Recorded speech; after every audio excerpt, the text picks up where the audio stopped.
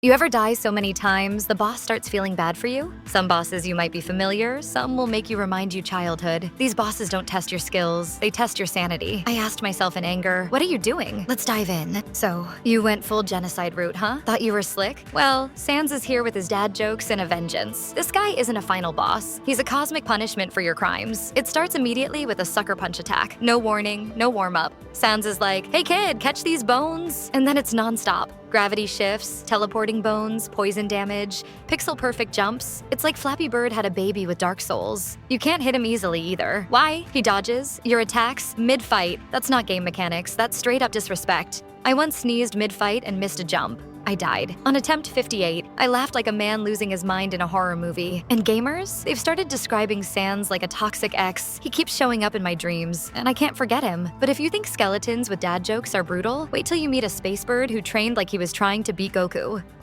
You ever fight someone so good that you feel like a side character in your own story? Yeah, Beak made me feel like I was the tutorial boss. This guy's got moves like a Smash Bros. Final boss mixed with Sephiroth's evil cousin. 3 phases, each one harder than the last. Lasers, dive bombs, unblockable grabs. Oh, and the timing? You mess up once and you're greeted with the sweet sound of your own screams. He reads your movements like he's watching a live stream of your inputs. I genuinely checked my Switch to see if it was haunted. Mid-fight, I accidentally used a power bomb, not on him, on myself. Then I paused the game and just stared at the wall like I needed life advice. One guy online said, I beat Beak after 2 hours. I aged 5 years. Done getting lasered to death? Cool. Let's slow it down by getting instantly KO'd by a man with no chill. Mike freaking Tyson.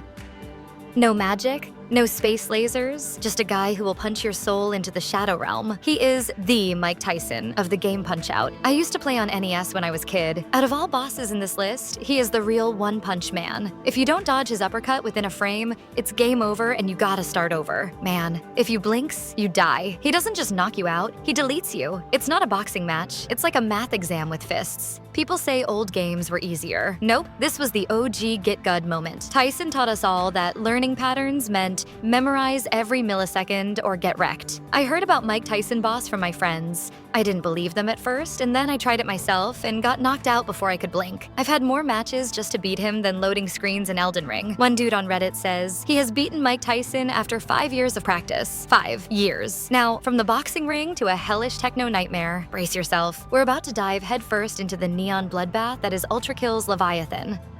Imagine facing a colossal mechanical sea serpent that combines the agility of a ninja with the firepower of a battleship. Welcome to the Leviathan fight in Ultrakill, where the only thing more intense than the boss is your impending sense of doom. The Leviathan doesn't just attack, it overwhelms. Its arsenal includes devastating lunges, tail sweeps, and a barrage of hell orbs that turn the battlefield into a bullet hell nightmare. Each attack requires precise timing to dodge or parry, and the slightest misstep can lead to instant death. The arena offers minimal cover, forcing you to rely on constant movement and split-second reactions. To inflict damage, you must exploit brief windows of vulnerability, often requiring advanced techniques like parrying its own attacks back at it. During my first encounter, I mistimed a parry and was immediately obliterated. I respawned, determined to learn from my mistake, only to be flattened by a tail swipe I never saw coming. After several attempts, I finally defeated him, and to be fair, defeating Leviathan was one-time thing. If you ask me to it today, then I have doubts. One player online joked, I didn't beat the Leviathan, I just survived long enough for it to get bored. Many players like him didn't defeat Leviathan, they did just quit. If battling a mechanical monstrosity wasn't enough, let's shift gears to a more grounded yet equally terrifying adversary. Sigrun isn't just any boss. She's the combination of every Valkyrie you've faced, put it into one relentless package. Think you've mastered the game God of War? Sigrun is here to prove you wrong. Sigrun's combat style is a greatest ever possible pain one can suffer. She has the most devastating moves from all previous Valkyries, including blinding attacks, unblockable strikes, and area of effect spells. Her unpredictability keeps you on edge, as she seamlessly transitions between aerial assaults and ground-based combos. To stand a chance, you need top-tier gear, such as the fully upgraded Ivaldi armor set, and a deep understanding of her attack patterns. I remember entering the fight with confidence, only to be juggled like a ragdoll within seconds. After facing countless defeats, reaching the point where I almost gave up thought of beating her. But our buddy YouTube's help and countless tries, victory was mine. I felt like I am the God of War. One gamer on Steam commented, I finally beat Sigrun after 3 days. My thumbs have calluses, and my soul is lighter. From the realm of Norse mythology, we now descend into a more psychological horror. A boss that doesn't challenge your skills, but your very sanity. Just when you thought Resident Evil couldn't get any creepier, along comes a boss that redefines nightmare fuel. Meet the Baby, a grotesque embodiment of fear that haunts your every step. Unlike traditional bosses, the Baby doesn't engage in combat. Instead, it stalks you through dimly lit corridors, its grotesque cries echoing as you scramble to find an escape. The tension is palpable, as one wrong turn can lead to a horrifying end. This encounter plays on primal fears, leveraging atmosphere and sound design to create an experience that's more mentally taxing than any boss fight. During my playthrough, my first encounter with Baby was unspeakable. I was shocked, scared, confused, so much unexpected emotions that I went silent. I had to pause the game to take a deep breath. In the same manner a fellow gamer shared, I muted the TV, turned on all the lights, and still couldn't make it through without crying. Having faced psychological terror, let's return to the roots of classic gaming difficulty, a boss that defined pattern recognition and timing in the 8-bit era. The Yellow Devil. This gelatinous monstrosity is the original Giygas boss, predating the term itself. Facing him feels like trying to solve a Rubik's Cube while being pelted with dodgeballs. The Yellow Devil's attack pattern is a masterclass in pattern memorization and precise timing. He disassembles into 19 separate pieces that fly across the screen in a specific sequence, only to reassemble on the other side. Each piece can damage you, and the only safe zones are narrow gaps that require pixel-perfect jumps. Once reassembled, his single red eye opens briefly, allowing a split-second opportunity to inflict damage before the cycle repeats. To make matters worse, his eye's position varies, sometimes placing it out of reach. While the Thunder Beam is his weakness, delivering 7 hits with it is easier said than done. Some players resorted to the infamous pause glitch to exploit multiple hits from a single shot, but purists know the true challenge lies in defeating him without such tricks. I remember spending hours trying to memorize the block sequence, only to be defeated by a single misstep. One time, I celebrated prematurely after landing a hit, only to be flattened by an incoming block. A fellow gamer once said, "Beating the Yellow Devil without the pause glitch is like threading a needle during an earthquake." Imagine stepping into a dance with a partner who leads with lightning and steps with the grace of a hurricane. That's Laxasia the Complete, a boss fight that feels like a ballet of brutality. Laxasia's battle is a 2-phase ordeal that tests every skill you've honed throughout Lies of P. In the first phase, she dons heavy armor and wields a massive sword, delivering powerful, deliberate strikes that require precise timing to dodge or parry. Her attacks are slow but devastating, punishing any misstep. However, it's the second phase where the real challenge begins. She sheds her armor, becoming a lightning-fast adversary who bombards you with rapid, electrified attacks. Her speed and aggression in this phase are relentless, leaving minimal openings for counterattacks. The transition between these phases is seamless, offering little respite and demanding adaptability. Players have noted that her second phase feels like it belongs in a different, faster-paced game, adding to the disorientation and difficulty. I remember finally getting her down to a sliver of health, heart-pounding, only for her to unleash a combo that sent me flying faster than my hopes and dreams. One player quipped, "Laxasia doesn't fight you. She composes a symphony of your screams." Another lamented, "She made me question if I was playing the right game, or if I had accidentally booted up a nightmare." If Laxasia is a storm of steel and lightning, our next adversary is the embodiment of cosmic horror, a being that challenges not just your skills, but your very perception of reality. Giygas isn't just a boss, he's an experience. Facing him feels like staring into the abyss and having it whisper back in incomprehensible tongues. This is psychological warfare wrapped in 16-bit graphics. The battle against Giygas is a multi-phase encounter that subverts traditional RPG mechanics. Initially contained within the Devil's Machine, Giygas appears as a distorted face, delivering attacks that are more unsettling than damaging. However, once the machine is turned off, he transforms into a swirling mass of chaos, with attacks that are erratic and descriptions that become increasingly nonsensical. Traditional attacks prove ineffective, and the only way to defeat him is through Paula's Pray command, a mechanic that reaches out beyond the game, calling upon the player and the world to lend their strength. This unconventional method of victory, combined with the disturbing visuals and audio, creates a sense of helplessness and unease that few games replicate. I spent hours trying every attack, item, and strategy, only to realize that the answer was to pray. One player shared, "I was ready to throw my controller, and then I accidentally hit pray. I guess divine intervention is a legit strategy." Another commented, "Giygas didn't just break the fourth wall, he shattered it and danced on the pieces." Having faced the embodiment of evil itself, our next challenge is a fusion of might and madness. A warrior whose very existence is a testament to the perils of unchecked ambition.